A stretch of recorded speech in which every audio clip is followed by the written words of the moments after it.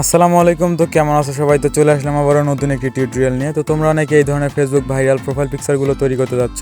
তো আজকে এই ভিডিওতে দেখাবো তোমরা কীভাবে এই ধরনের ফটোগুলো তৈরি করবা। তো এর জন্য প্রথমে তোমার ফোনে ক্রোম বা গুগল যে কোনো একটা ব্রাউজার ওপেন করে নিবা। তো ওপেন করে নিতেছি আমি আমারটা। তো ওপেন করার পর এখানে সার্চ দিবা রিমুভ বিজি, এখানে সার্চ করবা রিমুভ বিজি। তো আমি সার্চ করে নিতেছি। তো এখানে সার্চ করার পর এরকম একটা ইন্টারফেস চলে আসবে। তো এখানে আসার পর এখানে আপলোড ইমেজ, এখানে তোমার যে ফটোটাকে বানাইতে চাইতেছো সেই ফটোটাকে এখানে দিয়ে দিবা। তো দেওয়ার পর এখানে কিছুক্ষণের মধ্যে আমাদের এখানে এটার ব্যাকগ্রাউন্ডটা আর কি রিমুভ করে দিবে। তো আমাদের এখানে এটার ব্যাকগ্রাউন্ডটা রিমুভ করে দিছে। তো এখন নিচে দেখতে পাবা ডাউনলোড অপশন। তো এখানে চাপ দিয়ে এটাকে ডাউনলোড করে নিবা। তো এরপর দরকার পড়বে পিকচার। তো এটা গুগল প্লে স্টোরে অ্যাভেলেবল, আমার টেলিগ্রাম গ্রুপেও দেওয়া আছে, সেখান থেকে ডাউনলোড করতে পারো। তো এটা ডাউনলোড করার পর এখানে এটাকে ওপেন করে নিবা। তো এটাকে ওপেন করার পর নিচে দেখতে পারো প্লাস আইকন।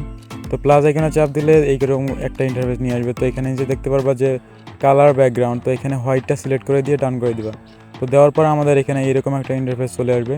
তো এখন সাইডে স্ক্রল করে দেখবা এখানে অ্যাড ফটো নামে একটা অপশন। তো এখানে চাপ দেওয়ার পর তোমার যে ফটোটা নিতে চাইতেছো আর কি, এইমাত্র যেটা আমরা এই ব্যাকগ্রাউন্ডটা রিমুভ করলাম সেটাকে এখানে ইম্পোর্ট করে দিবা।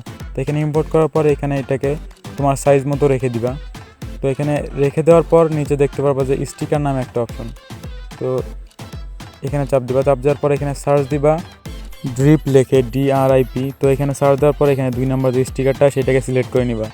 তো এখানে এটাকে সিলেক্ট করার পর আমাদের যে ফটোটা সেটার সাথে এটাকে অ্যাডজাস্টমেন্ট করতে হবে। তো এটাকে এর সাথে আমি অ্যাডজাস্টমেন্ট করে দিয়েছি, তোমার ফটোর সাথে তুমি অ্যাডজাস্টমেন্ট করে নিবা। তো এখানে আমি এটাকে অ্যাডজাস্টমেন্ট করে নিই।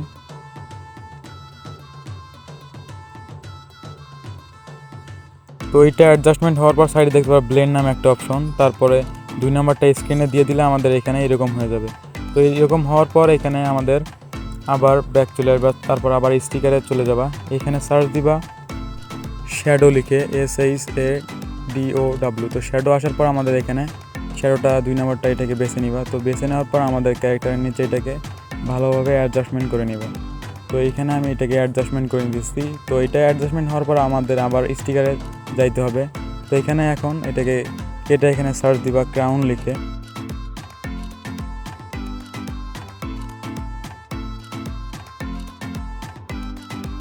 তো এখন এখান থেকে আমি 2 নম্বরটাকে বেছে নিতেছি। তো তোমাদের যেটা পছন্দ হয় সেটা বেছে নিবা। তো এটা বেছে নেওয়ার পর এটাকে আমাদের ক্যারেক্টারের মাথায় এটাকে আমাদের ভালোভাবে অ্যাডজাস্টমেন্ট করে নিতে হবে। তো আমি এটাকে অ্যাডজাস্টমেন্ট করে নিতেছি। তো তোমরা তোমাদের মতো করে এটাকে অ্যাডজাস্টমেন্ট করে নিবা।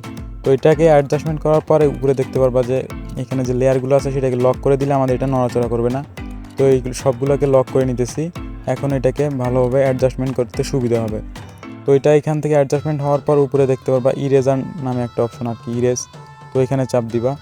তো চাপ দেওয়ার পর আমাদের কাউন্টার যে নিচের অংশটুকু এটাকে আমাদের এখানে রিমুভ করে দিতে হবে, তাহলে আমাদের এটা বোঝা যাবে না। তো এটাকে আমি রিমুভ করে দিতেছি।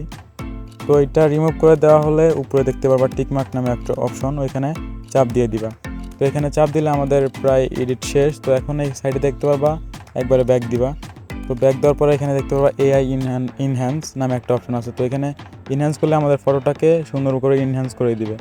তো ভিডিওটা কেমন লাগলো? ভালো লাগলে অবশ্যই লাইক কমেন্ট করে পাশে থাকবা। দেখা হবে পরে কোনো ভিডিওতে। ধন্যবাদ।